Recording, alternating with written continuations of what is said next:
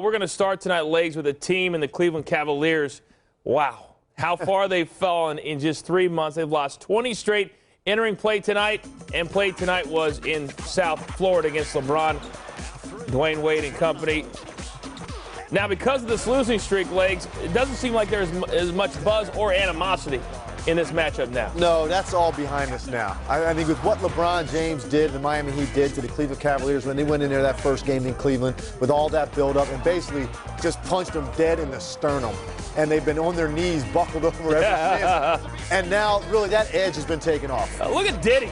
Diddy having fun. Speaking of edge, Dwayne Wade had 26 in the first half, and then the hammer by LeBron. Yeah, and this has to feel sweet to LeBron James, trust me. I mean, he's not going to forget for a very long time a lot of things that were said about him coming out of Cleveland. And then in the third, LeBron, he only played 31 minutes, had 24 points, 8 assists.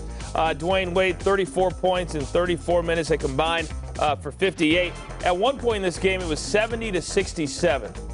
And then they go on a 47-23 run to end the game. And that's kind of been what has been the Cavs' MO as of late. So they lose their 21st straight game. And this is what it looks like. The most of all time is 23 in a single season. The NBA record for losses over a 2-season period is 24. So the Cavs just 2 games away from equaling the Nuggets and the Grizzlies from back in the 90s. So I got to ask you at this point, the Cavs are coming out, and at times they're playing hard. But what do they need to do at this point simply to get a win? They don't have enough talent. I mean, it's that simple. You can want it all that you want, and you can look at not wanting to get that record and come out there with a sense of desperation. The bottom line in the NBA, if you don't have enough talent offensively to compete, your margin for error is so small. You have to play almost a perfect basketball game. That's not going to happen with this group. You look at their starting lineup. I mean, they have guys in their starting lineup that Byron Scott had no intention of being in the rotation at the start of the year. And these are guys that you're counting on now to produce for you every night. You have Antoine Jameson and J.J. Hickson are doing all that they can right now to carry this team offensively. But no Varejao, no Mo Williams.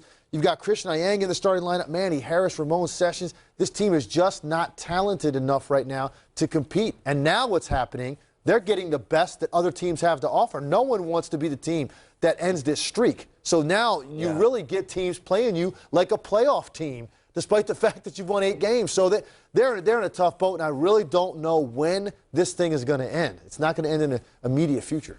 It may be the dumbest question of 2011, but do you think there's even a small part of LeBron James that regrets leaving Cleveland now in this situation? No, absolutely not. I mean, there's probably some guys on that team he has personal relationships with, and I'm sure he feels badly for those guys. He genuinely cares about them as a friend because of the situation that they're in, because they're right now a laughingstock. They're an embarrassment, and that's something LeBron James wouldn't want for some of those guys he played with. But bottom line is, look, he's down in Miami. He's got something else on his mind. He went to a situation he feels gives him the best opportunity to not only win this year, but win for the next 5 or 6 years. And that's all he's really focused on.